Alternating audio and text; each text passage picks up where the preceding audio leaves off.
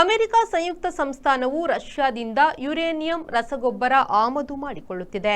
ನಮಗೇಕೆ ನಿರ್ಬಂಧ ಎಂಬ ಪ್ರಶ್ನೆಗೆ ಟ್ರಂಪ್ ಅವರು ತಲೆ ಕೆರೆದುಕೊಂಡರು ಎಂದು ತಿಳಿದುಬಂದಿದೆ. ಅಮೆರಿಕ ಸಂಯುಕ್ತ ಸಂಸ್ಥಾನವು ಹಿಂದಿನಿಂದಲೂ ರಷ್ಯಾದಿಂದಲೂ ಕೆಲವು ವಸ್ತುಗಳನ್ನು ಆಮದು ಮಾಡಿಕೊಳ್ಳುತ್ತಿದೆ. ಅದರಲ್ಲಿ ಮುಖ್ಯವಾದುದು ಯುರೇನಿಯಂ ಹಾಗೂ ರಸಗೊಬ್ಬರಗಳು.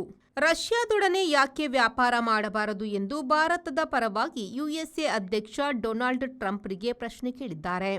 ಕಕ್ಕಾಬಿಕ್ಕಿಯಾದ ಟ್ರಂಪ್ ಅವರು ಹಾಗೇನು ನನಗದು ಗೊತ್ತಿಲ್ಲ, ಪರಿಶೀಲಿಸಬೇಕಾಗಿದೆ ಎಂದು ಹೇಳಿದ್ದಾರೆ. ವಿಚಿತ್ರವೆಂದರೆ 2028ರಲ್ಲಿ ನಡೆಯುವ ಲಾಸ್ ಏಂಜಲ್ಸ್ ಒಲಿಂಪಿಕ್ಸ್ ವಿಷಯವಾಗಿ ಸುದ್ದಿಗೋಷ್ಠಿ ನಡೆಸಲಾಗಿತ್ತು. ಆಗ ಅವರು ಈ ಪ್ರಶ್ನೆ ಎದುರಿಸಬೇಕಾಯಿತು. India says that the US imports Russian uranium, chemicals, fertilizers while criticizing their energy imports. Your response to that, sir? I don't know anything about it. I'd have to check, but we'll get back to you on that. Yeah, please. Mr. President, Yeah, go ahead.